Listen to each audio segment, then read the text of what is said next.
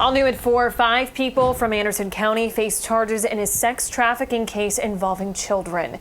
The sheriff called the crimes, quote, sick and despicable. Court documents show indictments for human trafficking and child pornography.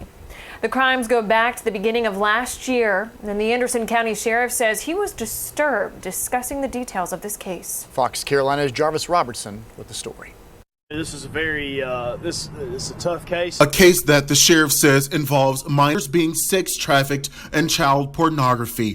Federal officials say these 5 suspects from Anderson were taken into custody and charged. Back in April, we told you about these 2, Gary Garland and Shannon Garland, who were both charged with sexual exploitation of a minor, first degree, and a host of other charges.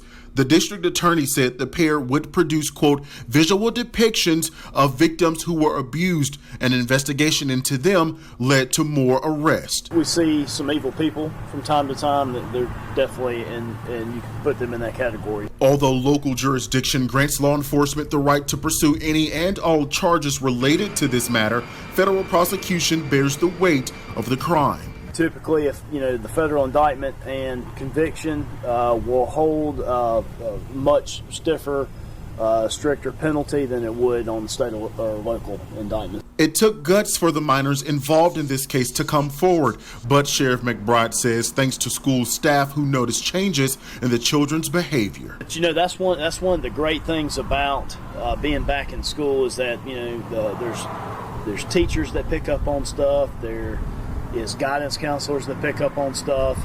Jarvis Robertson, Fox Carolina News.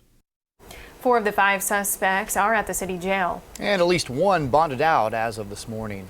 Of course, we'll have continuing coverage on this inside our Fox Carolina News app, across social media, and on air.